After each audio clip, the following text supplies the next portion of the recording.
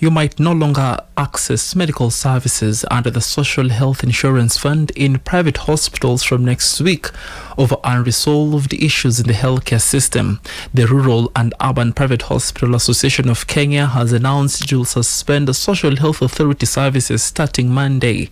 Its chairperson, Dr. Branley Shenga, has cited delayed payments and system failures endangering patient care and threatening the survival of health facilities. Transition is now directly endangering the quality and sustainability of care in our hospitals. This decision has not been made lightly. It follows months of failed engagements and fulfilled promises and growing financial distress among hospitals, which now threatens the very survival of healthcare institutions in Kenya. Despite numerous engagements, RAFA has also announced that starting Monday, hospitals under its association will withhold treatment for all civil servants covered by the government insurance until the outstanding amounts are cleared. Since its introduction in October last year, the healthcare scheme has faced persistent glitches, leading to dissatisfaction among patients and healthcare providers. Clinical officers have protested the scheme's inefficiency as well as breaches of previous agreements regarding their rights and employment terms. Pearl Newsbeat. And a section of Njuri, Ncheke, Meru Council of Elders has strongly criticized a secret meeting reportedly held by some Meru County politicians shortly after a county development meeting with the Deputy President Kithure Kindiki at his current residence. The elders, led by Chairman Adriano Yaroyaro, warned that such gatherings could derail the implementation of key projects discussed during the official meeting,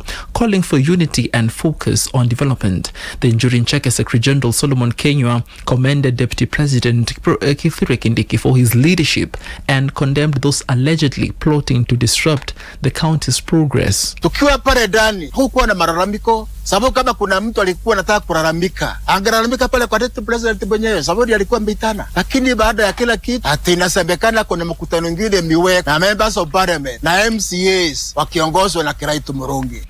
Elder Kariburi Kaunga also urged Meru leaders to concentrate on their assigned duties rather than engaging in political maneuvers. The elders emphasized the need for political stability in the county to ensure smooth implementation of development initiatives. Nataka kuwasihi wakaaji wa Meru na kwamba wakuwe na akili timamu. Kila mtu anafaa akimbilie kwa laini yake.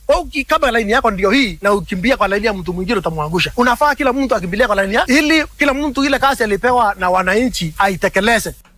Pearl Newsbeat. Yesterday, a host of up to 47 MCAs and elders gathered at a lawmaker home in Karen and planned to hold a crucial meeting in mid-March as part of efforts to unite the community ahead of the 2027 elections. The meeting, scheduled for March 14th in Meru, is poised to bring together political leaders from the community, business people, opinion leaders and the clergy.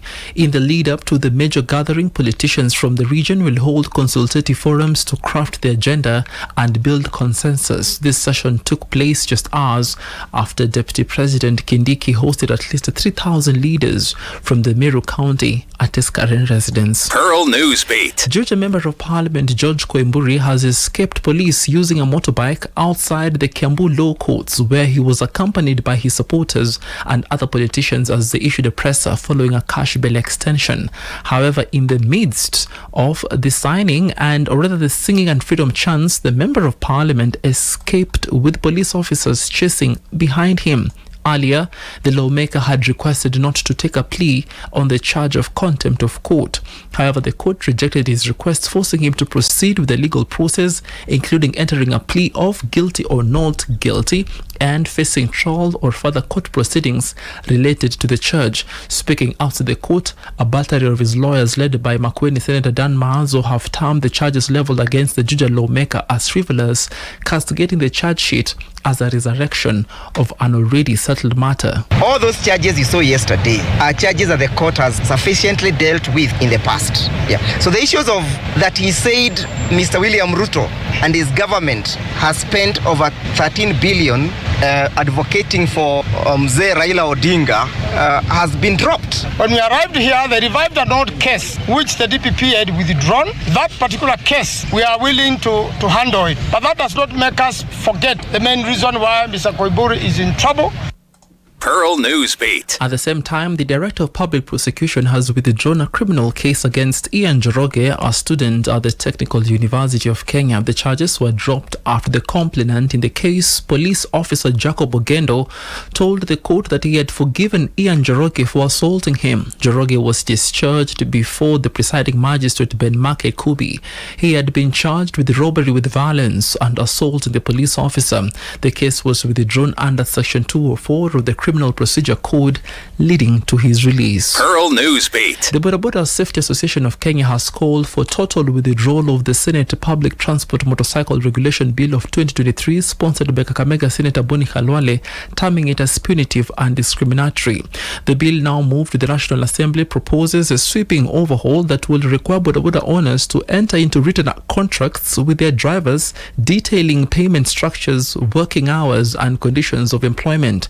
The National Executive Chairman of the Boda Boda Safety Association of Kenya, Kevin Mbadi, says the association and other stakeholders were not consulted, further terming the formulation of the bill nugatory for violating the lawmaking process. When you look at the Constitution of Kenya, inasema there must be public participation, and we as the stakeholders must be engaged to see how we can work together to bring policies and laws that support the sector. But these laws zenye zimeletwa ni za kuua sekta yetu. We are not going to accept it. We are rejecting it totally, and we are telling Halwale na hiyo bill yake atokomee na potee kabisa, because this bill, when you look at it, inasema mtu hufai kubeba mtu mwenye mzigo ambayo inapita 50 kgs, and 50 kg ukiangalia 50 kgs huwezi pima ujue, kwa sababu binadamu ukimbeba ni 60 kgs kuelekea. Utajuaje kwamba huyu ni less than 50 kg, huyu ni more than 50 kg?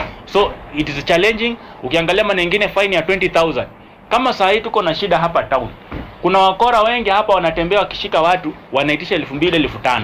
So tukiwekea ile penalty ya kusema ati pikipiki ilipe 20,000 penalty, tutakuwa tumefungua more corruption zone ya hawa watu kutusumbua. Pearl Newsbeat. Egyptian President Abdel Fattah el-Sisi and Spanish Prime Minister Pedro Sanchez reiterated their government's rejections to US President Donald Trump's proposal calling for depopulating the Gaza Strip. Speaking in a joint news conference in Madrid, the Egyptian leader called for the international community to support a reconstruction plan for Gaza without the transfer of the Palestinian people. Sanchez pointed out that their removal from the Strip will be immoral and contrary to international law and the United Nations resolutions, and will have a destabilizing effect at the regional and global level. El-Sisi stressed the reconstruction of Gaza must be implemented without the transfer of the Palestinian people from their land to which they cling and their homeland which they will not accept relinquishing. Pearl Radio, the home of fresh and classic hits.